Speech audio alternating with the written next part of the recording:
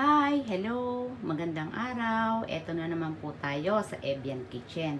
At ngayon po ay magluluto po tayo ng napakasimple at napakadaling lutuin na sopas na pwede pong pang merienda at pang ulam. So, ito po ang ating mga kakailanganin.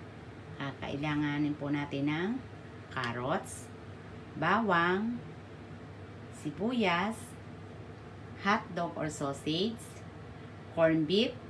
Corned beef po ang gamit ko. Pwede po kayong gumamit ng chicken, kung ano man pong gusto nyo, giniling. Pero corned beef po ang ating gagamitin ngayon.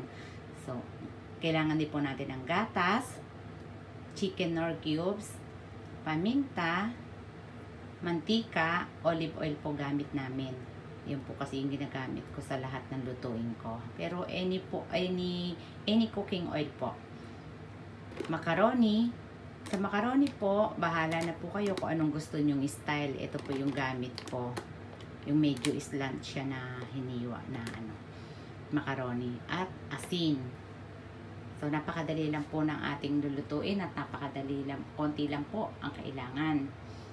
So, tara po, umpisahan na po natin ang ating pagluluto. Yan po, painitin na po natin ang ating kawali. Tapos, lagyan na po natin siya ng mantika. Pwede din po kayong gumamit ng butter kung gusto nyo po. Pero ako po kasi olive oil ang gamit namin. So, lagay na po natin ang ating sibuyas.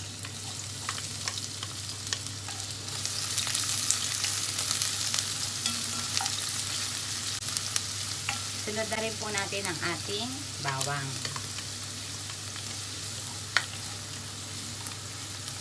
So, okay na po yung ating bawang at sibuyas. Pwede na po natin ilagay ang ating hotdog or sausage.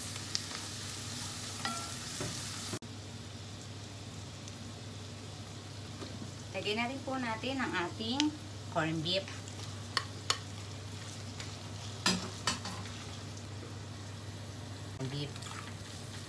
Yung iba po ginagamit is giniling, chicken, or atay. Pero ako po corned beef po gamit ko. Lagyan na rin po natin siya ng paminta.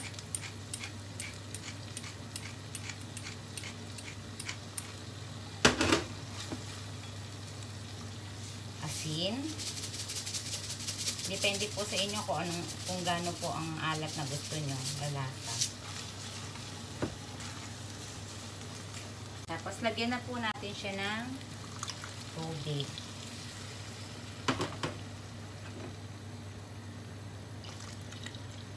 Ayan.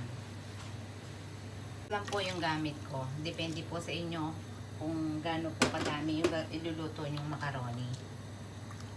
Tapos, takpan natin siya. Yan. Hayaan lang po natin siyang kumulo. Ayan.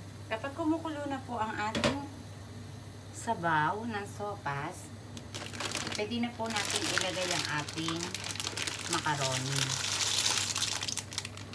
Hindi ko po siya itotodo.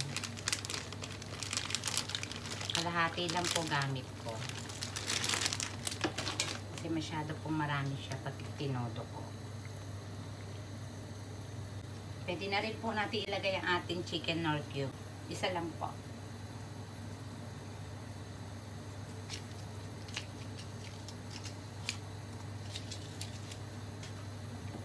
Ilagay na rin natin yung ating carrots.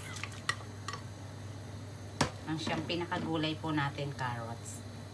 Sa Family Rodriguez at kay Gilbert Rodriguez, yung aking pong pamangkin, si Ibet, nagpapa-shout out.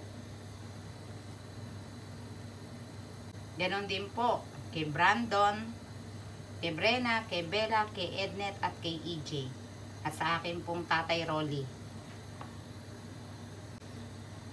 At doon din po sa mga nanonood ng aking video. Maraming salamat po.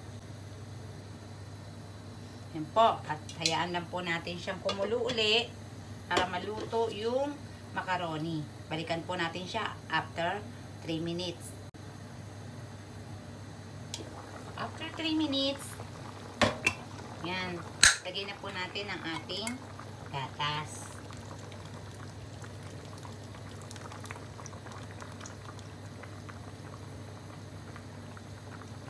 Siya ng 2 minuto.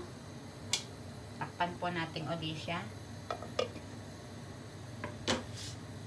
Luto na po ang ating sopas with corned beef. So tara po, kain na tayo.